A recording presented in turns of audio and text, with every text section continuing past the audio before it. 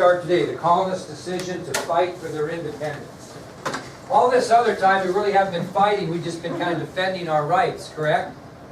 Okay, well, I wanted to give you about 5 reasons why there were still colonists in America that were cautious about a war with Great Britain. We're really too sure that was very bright. And this occurred in the spring of 1776. And I'm going to give you 5 reasons why a lot of colonists in America were cautious about a war with Great Britain. That didn't mean they were necessarily supporting Great Britain 100%, but they still were a little nervous about engaging in a war. And here's 5 reasons why they were apprehensive or cautious about fighting a war with Great Britain. It's kind of like when you kids go to college. Some of you will be reluctant to make the final break from your parents, okay? And some kids go to college and they struggle with the new life they've incurred without mom and dad's support there. Well, this is kind of a reason why some colonists were not sure they wanted to have a war with Great Britain. They had an apparent reluctance to make that final break with Great Britain because Great Britain had been taking care of them for many years. So that was one reason why colonists in America were cautious about a war with Great Britain. There was an apparent reluctance to make the final break from Great Britain. They just weren't sure they wanted to do that.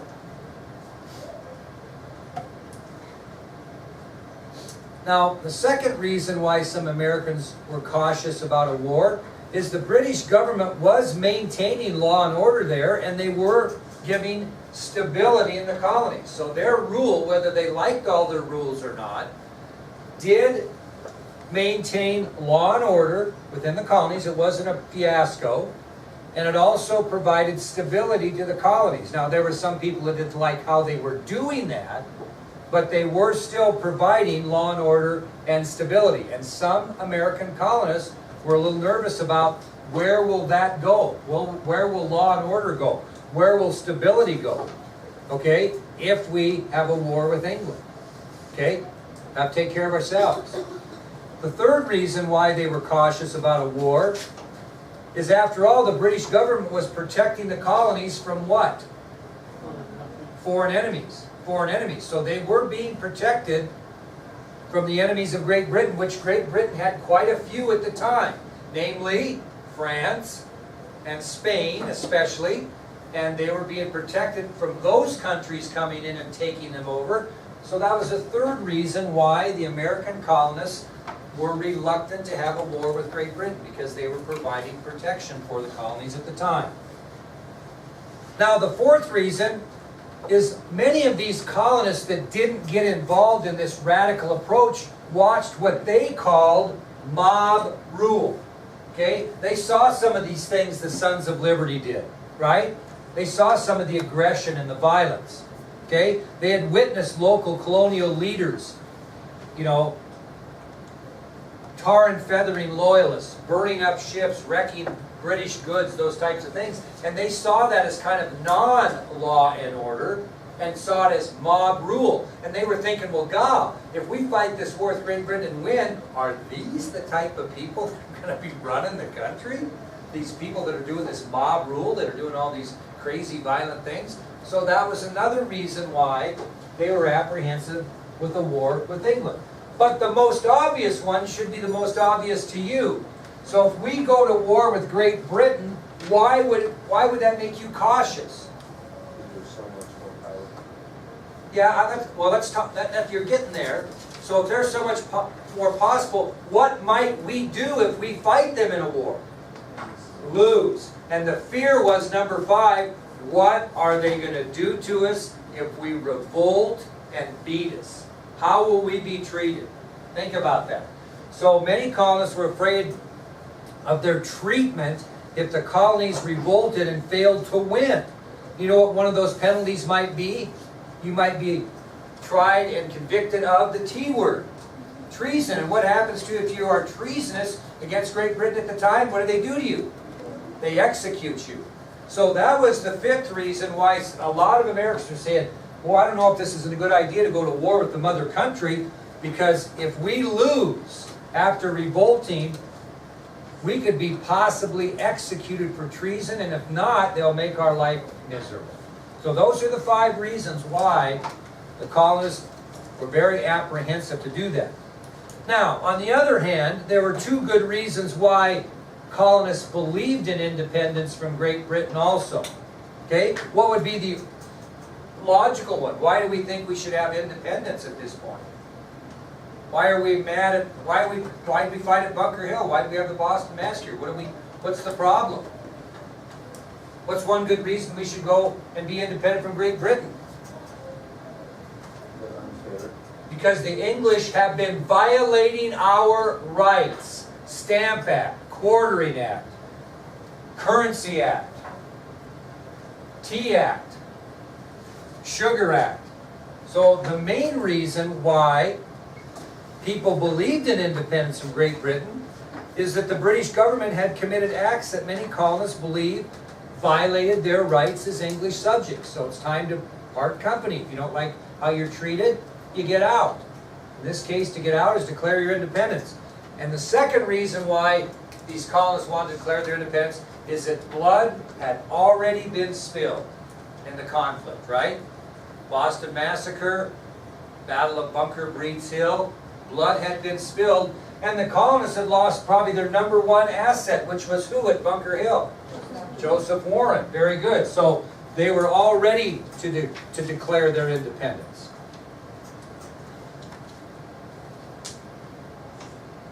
Well, finally in January of 1776, someone by the name of Thomas Paine dropped a spark into a keg of gunpowder that really pushed colonists towards independence.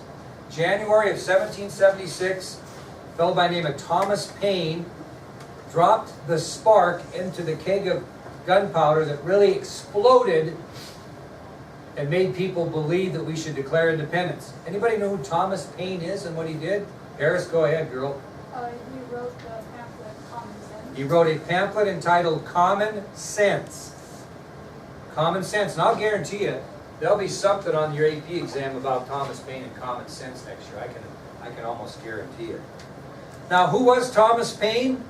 He was a former British political writer who came to America in 1774. So he wasn't here way back. He had only gotten there in 1774. And in January of 1776, after witnessing things that had happened during that 2-year period of time, he wrote a pamphlet entitled Common Sense. And I'm going to read 2 excerpts from his writings in Common Sense, and I want you to pay attention to what he's saying. First thing he said, now think about this, don't write it down, but tell me what he's saying. He said, quote, "I offer nothing more than simple facts, plain arguments, and common sense." Okay? I offer nothing more than simple facts, plain arguments, and common sense. So he's prefacing his pamphlet by saying, what I'm telling you is simply the facts, is simply an argument for independence and simply using common sense under the circumstances of what I have witnessed in America since arriving in 1774. And he continued his statement by pointing out that America had grown into a new and different nation with interests of its own. Who said that many years ago? Who said that? Who predicted that? Count Verlaine, right? He predicted that America would, quote, grow into a new and different nation with interest of its own way back. And Thomas Paine reemphasized this, and this is what he said. He said, "The period of debate is closed.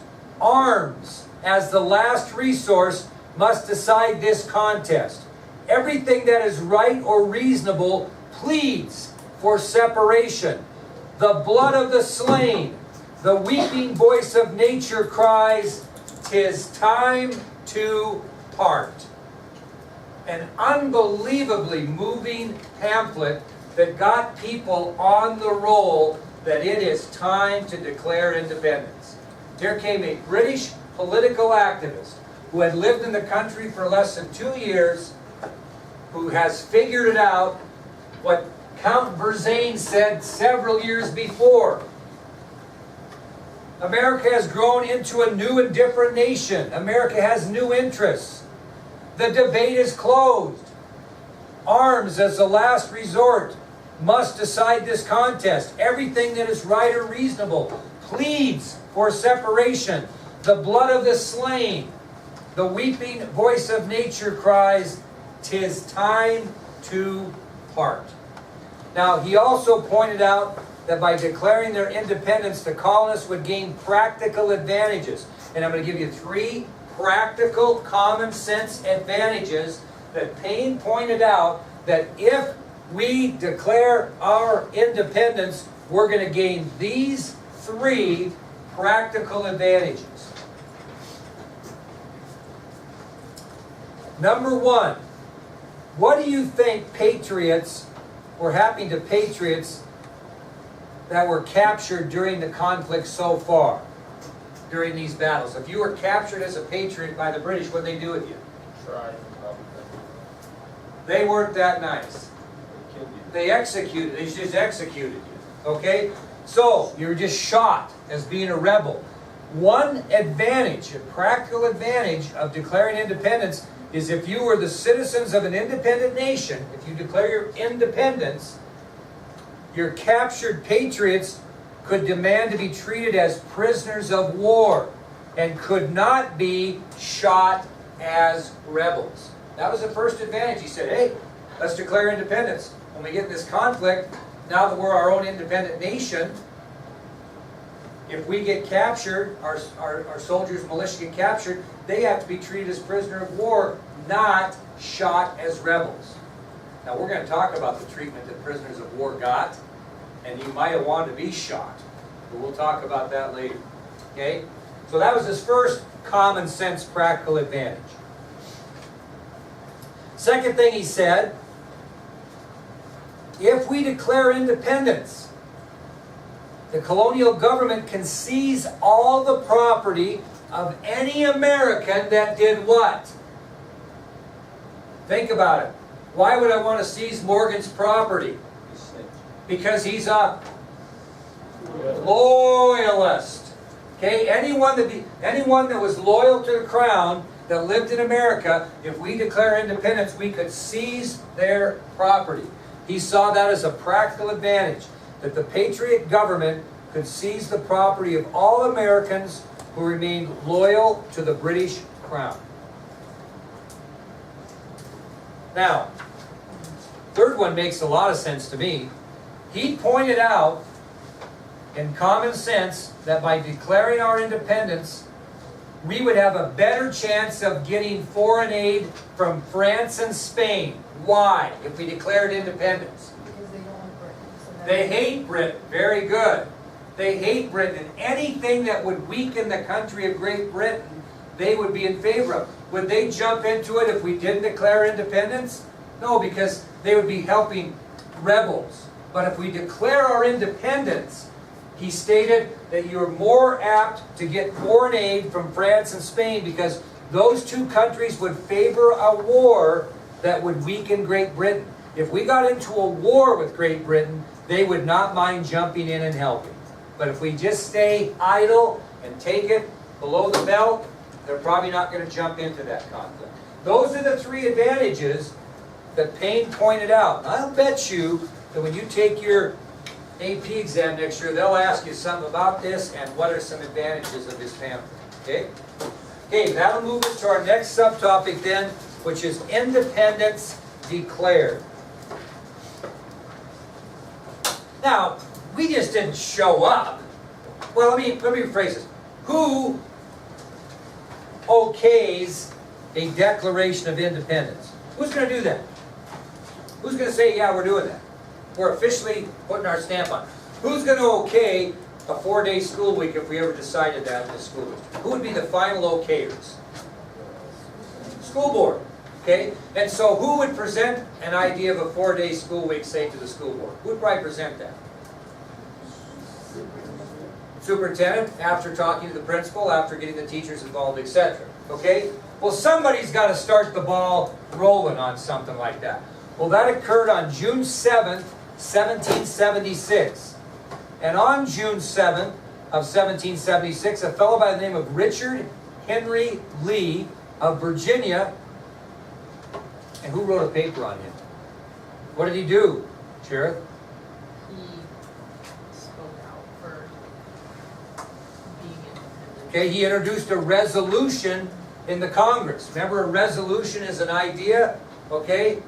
And his resolution that he stated at the Second Continental Congress declared that, quote, these united colonies, not states, these united colonies are and of right ought to be free and independent states. I want you to write that down.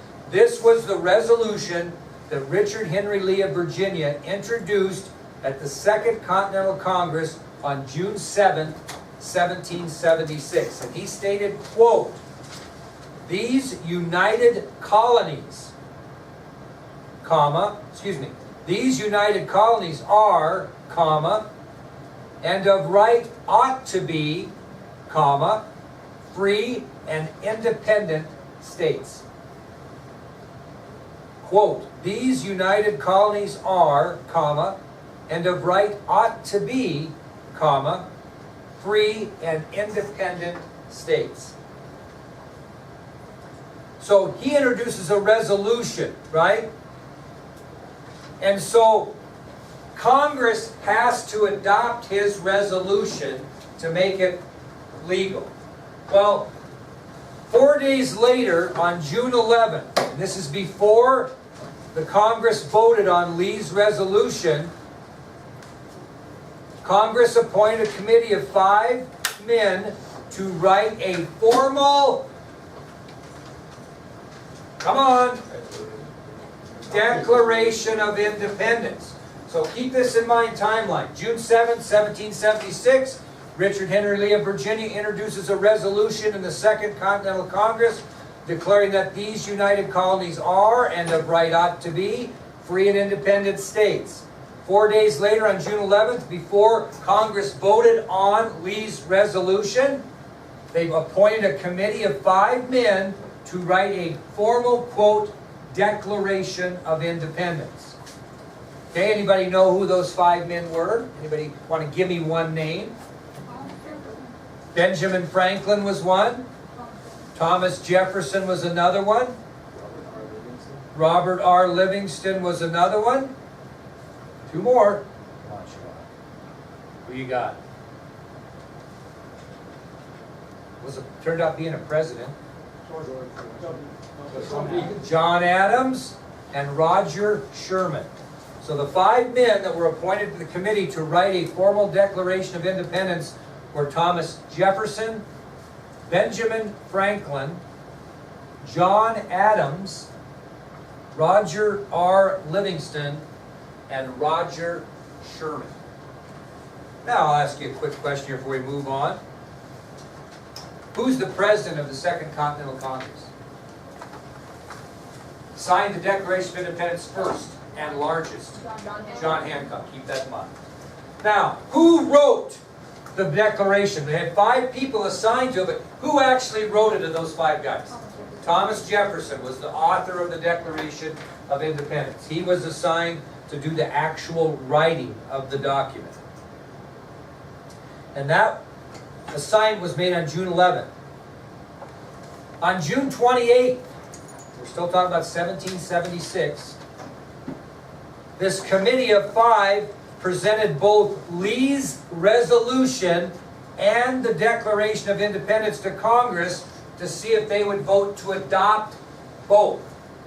So on June 28th of 1776, this committee of 5 men presented both Lee's resolution and the Declaration of Independence to the Congress for adoption. They did it on June 28th. From June 28th to July 2nd, what did Congress do? They debated Lee's resolution that these united colonies are and of right ought to be free and independent states. So from June 28th to July 2nd, Congress debated the pros and cons of Lee's resolution. And finally, on July 2nd, 1776, they adopted Lee's resolution. Not the declaration yet, his resolution on July 2nd, 1776. Now, when they adopted Lee's resolution on that date, the Continental Congress officially declared the new United States of America to be independent from Great Britain. That's where we got the name, the new United States of America. That happened when they adopted Richard Henry Lee's resolution. Well, what did they do on July 3rd? What did Congress do? What do you think they did on July 3rd? Debated, it's not bad. They looked over the document known as the Declaration of Independence to see if any revisions need to be done. They just kind of examined it. They might have debated a little bit about here or there, but they took July 3rd to look over Jefferson's document. They concentrated on his Declaration of Independence. And they did make a few changes, and then finally on July 4th, 1776, the Second Continental Congress adopted the Declaration of Independence. And the first person to sign that was John Hancock of Massachusetts, who was president of the Continental Congress. Now, you're going to see the Declaration of Independence. I just saw it about a week and a half ago. I have a picture of it. You're not supposed to take pictures in the National Archives, but they let us take them during that ceremony. So I have a picture which I'm going to show you. And it's pretty cool. Very faint, can't see it very well. You can see John